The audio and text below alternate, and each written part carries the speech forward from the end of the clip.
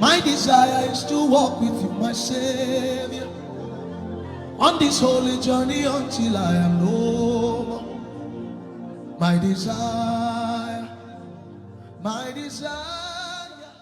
Hey guys, welcome. So to start, we're going to mark out our chest line, our bust line, our underbust, and our waistline. I'm going to do the same thing on the underside of the paper and I'll connect it.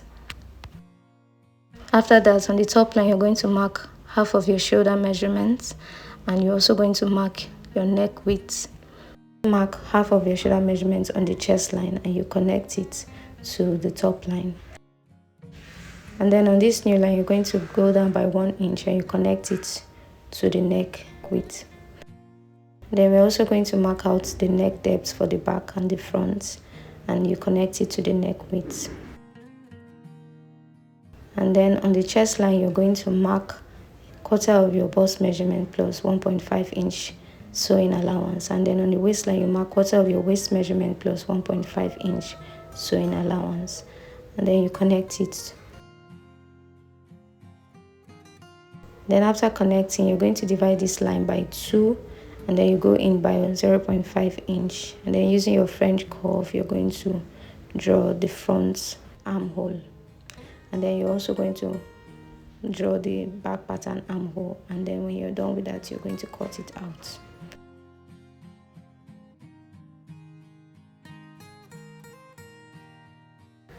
And then after opening it up, you're going to trace out the chest line on the back pattern and then draw out the chest line on the back pattern.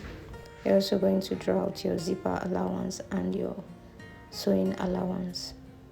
And that will be all for the back pattern. For the front, you're going to cut out the back neckline. You're also going to cut out the zipper allowance and you cut out the armhole for the back and you have the front pattern.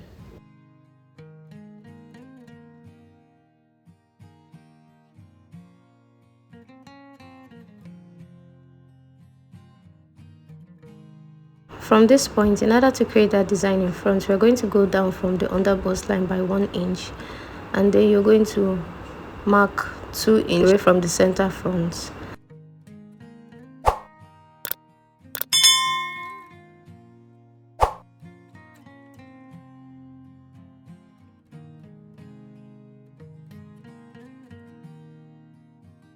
Or if you want the opening to be wider, you're going to go up from the bust line by 1 inch and then on the underbust you're going to go by 3 inch and then you connect and then connect to the waistline. With this, the opening will be in front will be wider compared to the previous one. This is the fabric I'll be using for this top.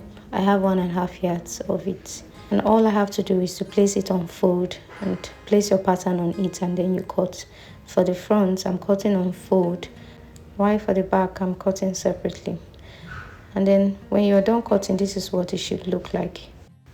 And then I've also gone ahead to cut out the lining. So now you're going to place the lining to the fabric and you're going to sew 1/2 inch around the neckline. And then while for the back pattern, you're also going to do the same thing.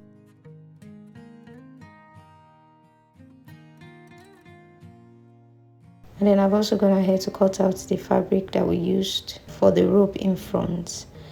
And you're going to fold it into 2 and you sew. After sewing the fabric to the lining on the neckline, you're going to turn it to the wrong side and we're going to place the rope on it as I'm doing now.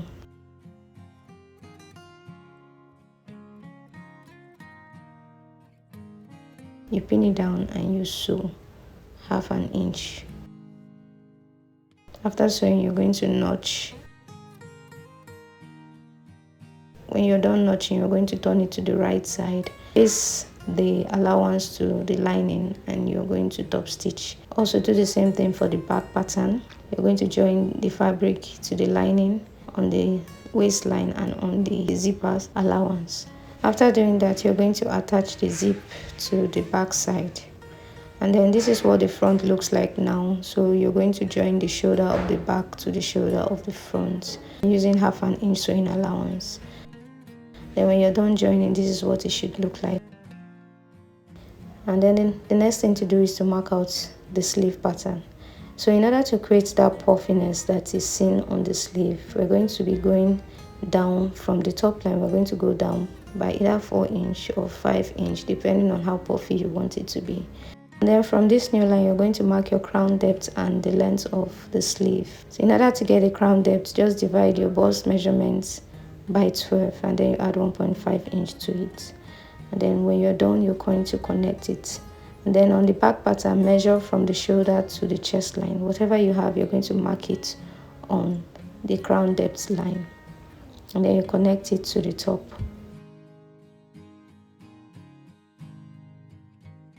And then you're going to divide this new line by 2 and then you go up by 0.5 inch and you connect it downward.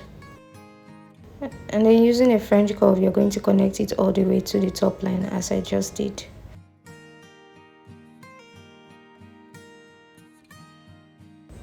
And then finally on the sleeve length, you're going to measure your sleeve width.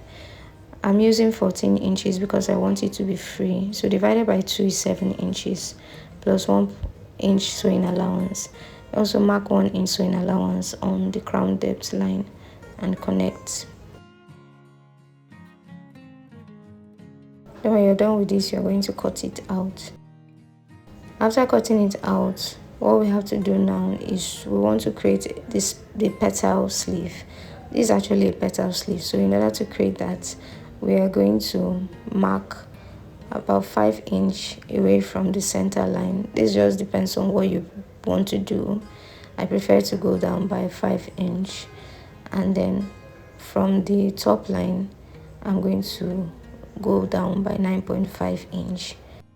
On the sleeve length we're going to go down by 4 inch and then connect it all the way down. This just depends on what you want, like I said earlier. Then after cutting, you're going to place it on the fabric and cut. This is a fabric I used while sewing the skirt. I used it to cut the sleeve pattern as well. So I ended up cutting just 2 pieces. I also went ahead to use the main fabric to cut the remaining 6 pieces.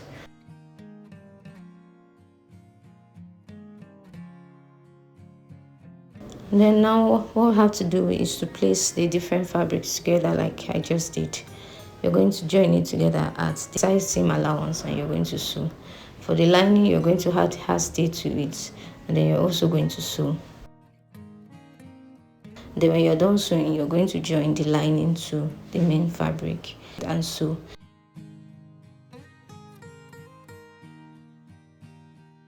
And then after sewing, you're going to notch it, turn it to the right side, and then you sew. Then when you're done with that, it's going to look like this. So all we have to do now is to join the upside of the fabric to the lining, and then you turn it to this way and you're going to sew on it just to join it together.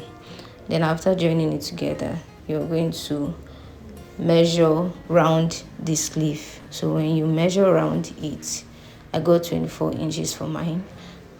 I'm also going to go ahead and measure around the armhole of the bodice pattern. I got 18 inches for that one. And then 24 minus 18, that's 6 inches. So we're going to be marking 6 inches on the sleeve pattern, 3 for each side of the sleeve. And then so now we're going to pleat it towards the center as I'm doing now.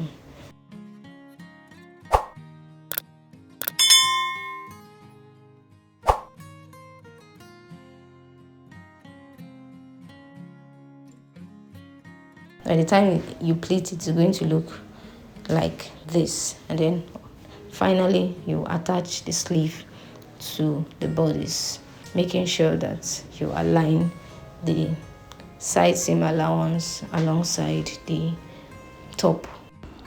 That will be all for today's video. Please ensure to give this video a thumbs up and subscribe to the channel. Thank you.